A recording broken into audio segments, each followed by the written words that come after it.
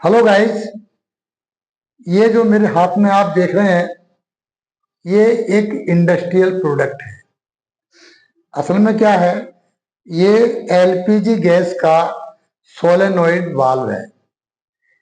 मगर ये दो काम करता है। सोलेनोइड वाल्व का काम भी करता है, यानी गैस को आगे जाने देता है और बंद भी कर देता है। लेकिन एक काम इसका और है, फ्लो कंट्रोल। गैस का फ्लो कंट्रोल भी करता है ये। तो यानी कि इंडस्ट्रियल प्रोडक्ट है, आप लोगों ने देखा नहीं होगा। और कोई अगर इससे जुड़ा हुआ है, उसे ये वीडियो देखने में बहुत ज्यादा आनंद आने वाला है, क्योंकि ये एलपीजी गैस के सिलेंडर में लगा रहता है।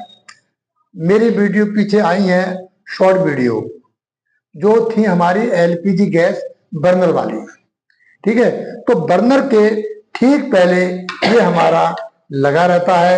यहां से देखो, ये हमारी यहां से होती है इनपुट, यहां से इनपुट होती है और यहां से आउटपुट।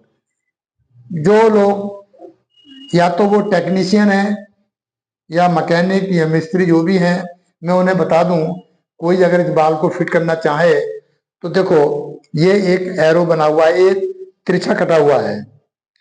तिरछा मतलब जिधर बिल्कुल लास्ट में आ रहा है, इधर इनपुट है, और इधर को देखो, ये मुंह इधर खुला हुआ है, तो इसका मतलब ये आउटपुट है। इस लाइन की पहचान रखना। वैसे तो जो स्मार्ट है टेक्नीशियन, वो इसे देख के भी समझ जाएंगे। देखो यहाँ पे क्या है, ये कुछ नहीं है, खाली थ्रो है। और इधर देखो, यहाँ पे फ्लो कंट्रोल करने के लिए, आपको दिखाई नहीं दे रहा होगा, ये देखो इधर फ्लो कंट्रोल करने के लिए अंदर लगा हुआ है, जो कम ज्यादा करता है, एक गेट बाल की तरह।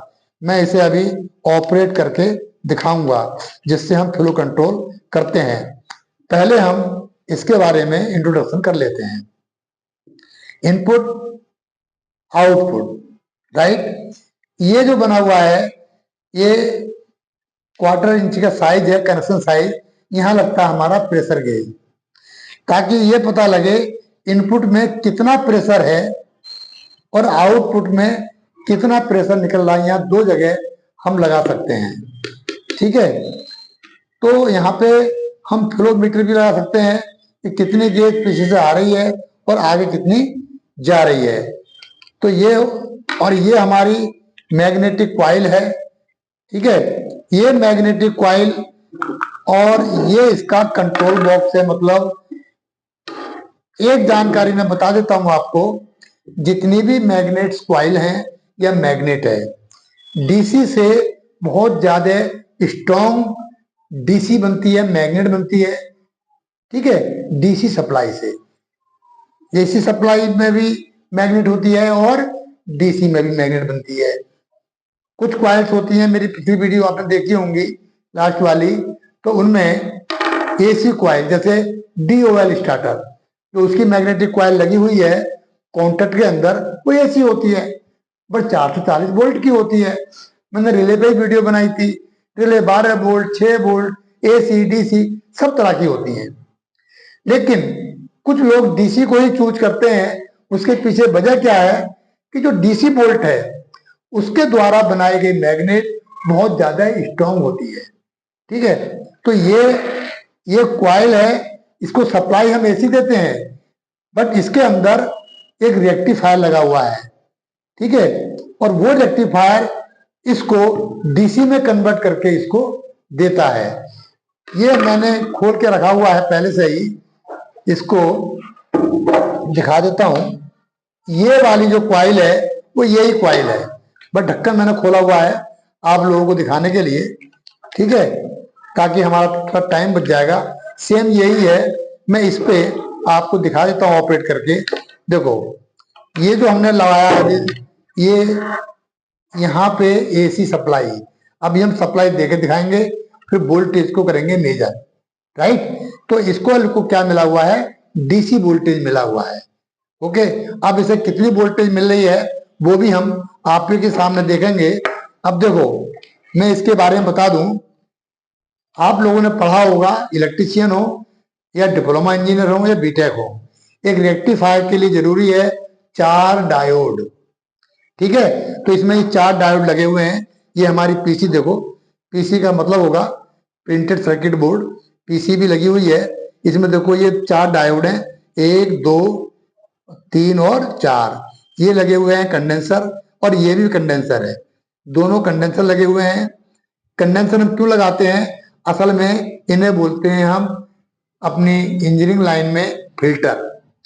ये डीसी तो बनाता है रेक्टिफायर, लेकिन वो प्योर डीसी नहीं होती। उसे प्योर डीसी बनाने के लिए क्या करते हैं, हम इसमें फिल्टर करते हैं उसको, डीसी को। फिल्टर कैसे करते हैं? इनसे कंडेंसर लगा के, कैपेसिटर लगा करके, ये दोनों ही कैपेसिटर हैं, इनकी वैल्यू इसके पीछे लिखी हुई है, ठीक है। वो उसमें गहराई में जाने की जरूरत नहीं है। कुल मिला के इसे हम एसी दे रहे हैं और क्वाइल को डीसी मिल रही है, ताकि स्ट्रॉन्ग वोल्टेज बन सके। अभी हम इसको सप्लाई देकर देखते हैं और हम दिखाएंगे आपको मैग्नेट भी, राइट। तो देखो इसमें इस समय ये देखो बन गई मैग्नेट। ये मैग्नेट इसके अंदर बहुत ज्यादा स्ट्रॉन्ग है, ये देखो एसी से इतनी स्ट्रॉन्ग नहीं बनती। अब हम तुम्हें दिखाएंगे यहाँ पे, ये सप्लाई है हमारी, यहाँ पे क्या सप्लाई है? एसी। अभी आपको नाप के दिखाते हैं, थोड़ा इधर दिखाओ इस पे। ये देखो, ये मैं नाप रहा हूं इस समय एसी वोल्टेज, तो हम इसे रखेंगे 600 पे, क्योंकि घरों में वोल्टेज है तो 200 से ऊपर ही होगी, इसलिए हम 200 से ऊपर रखेंगे 600 पे, ठीक है। अब ये हमारा देखते हैं कितनी वोल्टेज आ रही है, 240 230 220 के आसपास होनी चाहिए। दिखाओ, ये देखो ये है 240 241 240 ही है, ठीक है। इतना वेरिएशन चलता रहता है, इसमें कोई बात, ये फ्लक्चुएशन होता है, इससे कोई फर्क नहीं पड़ता। ये 240 ऐसे आप मान सकते हैं, ठीक है। जो कभी 241 आती है और कभी 239, ठीक है। ये फ्लक्चुएशन होता है इतना। अब रेक्टिफायर के बाद इसमें निकल रही है वोल्टेज डीसी, तो हमें डीसी नापने के लिए हम यहां करेंगे 600 पे। ज्यादा पे रखते हैं तो कम वोल्टेज आ जाती है, और कम पे रखेंगे तो ज्यादा वोल्टेज नहीं आती, इसलिए हमने 600 पे रखा है इसे। अब ये देखते हैं ये कितनी वोल्टेज है, ठीक है। ये हमारा आउटपुट है डीसी का, देखो ध्यान से, ये आउटपुट है, ओके। देखो ये आ रही है 214 215, इसे आप 215 मान सकते हैं। ये जो रेक्टिफायर है आउटपुट निकाल रहा है 215 डीसी, 215 वोल्ट डीसी। अच्छा, अगर आपको 12 वोल्ट निकालनी होती तो यहाँ पे एक ट्रांसफार्मर लगा होता जो 240 वोल्ट को रिड्यूस करके 12 वोल्ट 6 वोल्ट जो आपकी रिक्वायरमेंट है। इसमें कोई ट्रांसफार्मर नहीं है, इसलिए वोल्टेज को स्टेप डाउन नहीं किया गया है, ठीक है। तो इसका मतलब क्या है, ये 215 वोल्ट डीसी ही ये आउटपुट में निकाल रहा है, ओके। अब हम चलते हैं आगे। ये हमारी पता लग गया, इसको डीसी सप्लाई दी गई है।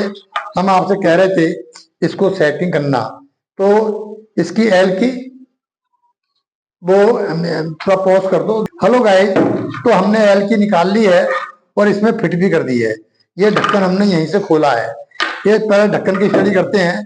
देखो ढक्कन पर थोड़ा ध्यान से देखो, ये एंटी क्लॉकवाइज चलेगा, ये घुमाएंगे इसको एल की को तो प्रेशर कम होगा। प्रेशर मतलब फ्लो, हम फ्लो की बात कर रहे हैं, प्रेशर नहीं है। ये प्रेशर कंट्रोल वाल नहीं है, ये फ्लो कंट्रोल वाल है। और अगर एंटी क्लॉकवाइज चलेंगे हम तो प्रेशर इसका जो फ्लो है वो बढ़ेगा, क्लॉकवाइज माइनस होगा, एंटी क्लॉकवाइज प्रेशर प्लस में जाएगा। यानी कि ऐसे रखा हुआ है, अगर हम क्लॉकवाइज इधर करेंगे तो प्रेशर हमारा, फ्लो हमारा बढ़ेगा। बार बार प्रेशर मुंह से निकल रहा है, ये दिखाओ इधर से, ये इधर दिखाओ, लाइट जला लो। ये देखो, ये देखा, ध्यान से देखना, ऊपर तुम्हें कुछ मूवमेंट दिखाई देगी, दिखाई दे रहा है कुछ, ये देखो, देख रहे हैं आप, इस समय फ्लो बहुत कम हो गया। देखो ये जो लाइन है ये थोड़ा सा मुख खुला हुआ है इधर, बस दिखाओ ध्यान से। अब मैं इसका फ्लो बढ़ा रहा हूं क्योंकि मैं घुमा रहा हूं एंटी क्लॉकवाइज, ये एंटी क्लॉक घूम रहा है, अब फ्लो इसका बढ़ रहा है, ये मुंह खुल रहा है धीरे धीरे। ये मैं जो दिखा रहा हूं आपको, ये ऐसे कोई दिखा नहीं पाएगा, क्योंकि सारी फैसिलिटी लोगों के पास नहीं होती। ये तो हमारी मशीन का निकला हुआ है। इस समय मैक्सिमम फ्लो है गैस का, और अगर हम घुमा के इसको इधर कर दें तो ये हो जाएगा मिनिमम फ्लो। ज्यादातर हम इसको ऑफ ही रखते हैं। ये चालू बर्नर में हम इसको सेट करते हैं, उसका फ्लेम बुझे भी ना, और सही जो है सही तरीके से हमारा उसमें फ्लो, जो फ्लेम है वो लंबा आना चाहिए और मोटा आना चाहिए। ठीक है, तो इस तरीके से हम इसे कंट्रोल करते हैं। तो ये फ्लो कंट्रोल वाल है, और साथ में गेट वाल एक तरह से, जो हम एलपीजी गैस को बंद या खोल सकते हैं उसकी सप्लाई को। ठीक है, इसीलिए इसमें ये लगा हुआ है सोलेनोइड वाल्व। ठीक है, तो मेरे को आपको यही समझाना था। नेक्स्ट वीडियो कोई अच्छी सी इंटरेस्टिंग टॉपिक लेकर के हम फिर बनाएंगे बच्चों। तब तक के लिए आप इंतजार करें हमारी वीडियो का। नमस्कार।